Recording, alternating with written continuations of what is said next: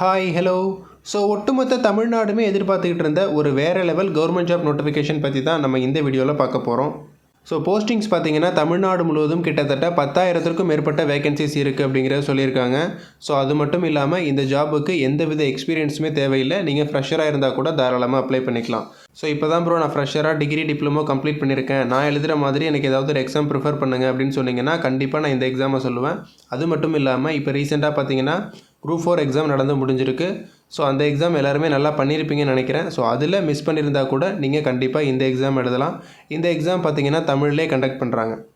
என்ன notification bro வந்திருக்கு அப்படின்னு பார்த்தோம்னா எஸ்எஸ்சியிலிருந்து அவங்களுடைய ஆனுவல் பிளானர் அப்படிங்கிறது ரிலீஸ் பண்ணியிருக்காங்க. இதில் ஸோ இந்த காலம் நம்பர் 6 பாருங்கள், multi tasking staff. So MTS அப்படின்னு சொல்லக்கூடிய நோட்டிஃபிகேஷன் வர்ற வியாழக்கிழமை, அதாவது 27 ஜூன் 2024. ஸோ வர 27ஆம் தேதி பார்த்தீங்கன்னா இதற்கான நோட்டிஃபிகேஷன் ரிலீஸ் பண்ணுறதா அஃபிஷியலாக அனௌன்ஸ்மெண்ட் பண்ணியிருக்காங்க. நம்ம செலக்ட் ஆனதுக்கப்புறம் போஸ்டிங் நமக்கு எங்கெங்கே கிடைக்கும் ப்ரோ அப்படின்னு கேட்டிங்கன்னா கண்டிப்பாக தமிழ்நாட்டில் இருக்கிற மத்திய அரசு பணியிடங்கள்.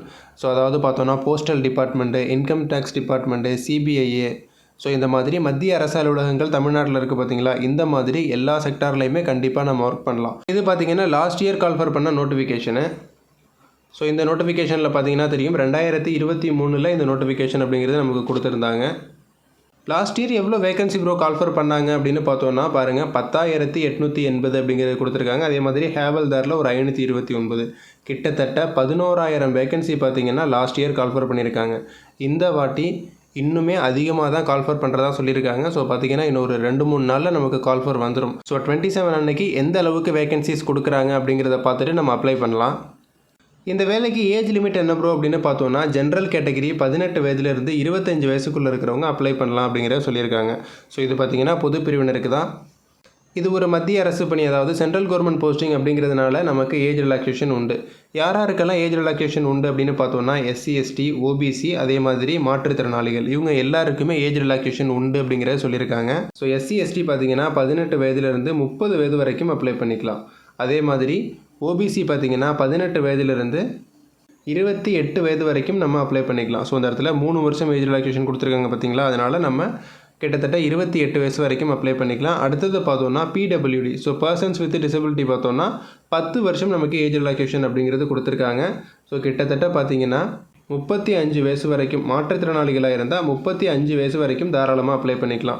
ஸோ இதுவே ஓபிசியில் இருக்கிற மாற்றுத்திறனாளிகள் இருந்தால் 13 வருஷம், அதே மாதிரி எஸ்சி, எஸ்டியில் இருக்கிற மாற்றுத்திறனாளிகள் இருந்தால் 15 வருஷம் வரைக்கும் நமக்கு ஏஜ் ரிலாக்ஸேஷன் உண்டு அப்படிங்கிற சொல்லியிருக்காங்க. அது மட்டும் இல்லாமல் ரொம்ப முக்கியமானது எக்ஸ் சர்வீஸ்மேன் கேட்டகரியிலேருந்து நீங்கள் அப்ளை பண்ணிங்கன்னா உங்களுக்குமே தனியாக பார்த்தீங்கன்னா 3 வருஷம் அப்படிங்கிறது ஏஜ் ரிலாக்ஸேஷன் கொடுத்துருக்காங்க. கண்டிப்பாக எல்லாருமே அப்ளை பண்ணலாம். ஆல்ரெடி சொன்ன மாதிரி ஸோ ரொம்ப ஈஸியான எக்ஸாமாக தான் இருக்கும். நம்ம Group 4க்கு இப்போ நீங்கள் ப்ரிப்பேர் பண்ணிகிட்டு இருப்பீங்கன்னு தெரியும். அடுத்தது நமக்கு Group 2 வருது. ஸோ அந்த எக்ஸாமுக்கு ப்ரிப்பேர் பண்ணுறவங்க கண்டிப்பாக இந்த எக்ஸாமை நீங்கள் அப்ளை பண்ணி எழுதுங்க. எல்லாம் ஓகே ப்ரோ, குவாலிஃபிகேஷன் என்ன அப்படின்னு பார்த்தோன்னா ஆல்ரெடி சொன்ன மாதிரி 10வது கம்ப்ளீட் பண்ணியிருந்தாலே போதும், நம்ம தாராளமாக அப்ளை பண்ணிக்கலாம். ஸோ அந்த இடத்துல பாருங்கள் மெட்ரிகுலேஷன் அப்படிங்கிறத கொடுத்துருக்காங்க. ஸோ இவங்க கன்ஃபியூஸ் பண்ண மாதிரி கொடுத்துருப்பாங்க. மெட்ரிகுலேஷன் அப்படிங்கிறது நம்ம ஸ்டேட் போர்டில் படிச்சிருந்தாலுமே அப்ளை பண்ணலாம், சிபிஎஸ்சி இந்த மாதிரி எதில் வேணாலுமே 10th நம்ம கம்ப்ளீட் பண்ணியிருந்தாலே போதும். மினிமம் 10வது பாஸ் பண்ணவங்க இந்த வேலைக்கு தாராளமாக அப்ளை பண்ணிக்கலாம்.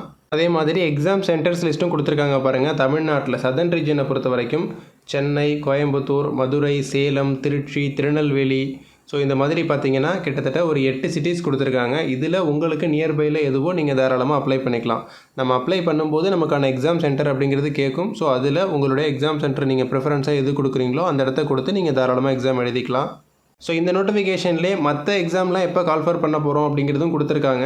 ஸோ அடுத்ததாக பார்த்தோன்னா காலம் நம்பர் 5ம் பாருங்கள், combined graduate level, so CGL அப்படின்னு சொல்லுவோம். சிஜிஎல்லுமே பார்த்தீங்கன்னா கால்ஃபர் பண்ண போகிறாங்க. ஸோ சிஜிஎல் எப்போ ப்ரோ வருது அப்படின்னு பார்த்தோன்னா 24 ஜூன், அதாவது வர்ற மண்டேவே பார்த்தீங்கன்னா சிஜிஎல் அப்படிங்கிறது கால்ஃபர் பண்ணுறாங்க. சிஜிஎல் பார்த்தோன்னா நம்ம டிஎன்பிஎஸ்சி Group 2 எழுதுகிறோம் பார்த்தீங்களா, ஸோ இப்போ கால்ஃபர் ஆகிருக்கு. Group 2 and 2A இதற்கு ஈக்குவலான போஸ்டிங் தான் இந்த சிஜிஎல் அப்படிங்கிறது. ஸோ சிஜிஎல்லில் செலக்ட் ஆனால் நம்ம எங்கெங்கே ஒர்க் பண்ணலாம் அப்படின்னு பார்த்தோன்னா income tax office, CBI officer, அதே மாதிரி பார்த்தோன்னா போஸ்டலில் ஹையர் அஃபீஷியல்ஸு, இந்த மாதிரி பார்த்தோன்னா கெசட்டட் ஆஃபீஸர்ஸ் இருப்பாங்க. ஸோ நம்ம க்ரீன் இங்கில் சிக்னேச்சர் பண்ணுவோம் பார்த்தீங்களா, அந்த லெவலில் நம்ம பார்த்திங்கன்னா போஸ்டிங்கில் போய் தாராளமாக நம்ம ஒர்க் பண்ணலாம். ஸோ அதுதான் இந்த சிஜிஎல் அப்படிங்கிறது. ஸோ சிஜிஎல் பொறுத்த வரைக்கும் ப்ரிலிம்ஸ் அண்ட் மெயின்ஸ் 2 கேட்டகரியில் நமக்கு எக்ஸாம் இருக்குது.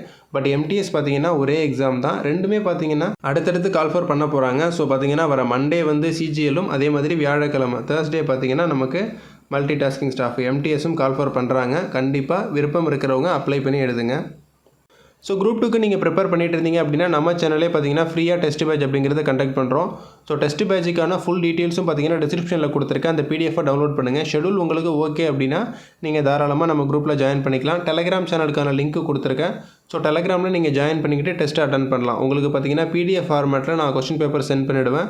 ஸோ நீங்கள் உங்கள் வீட்டில் இருந்தே ஆன்லைனில் நீங்கள் தாராளமாக டெஸ்ட் அடித்து பார்த்துக்கலாம். இல்லை ப்ரோ நான் ஆல்ரெடி ஒரு டெஸ்ட் பேட்சில் ஜாயின் பண்ணியிருக்கேன், என்னால் ஜாயின் பண்ண முடியாது அப்படின்னா இது நீங்கள் ஒரு ரிவிஷன் பர்பஸ்க்காவது யூஸ் பண்ணிக்கலாம்.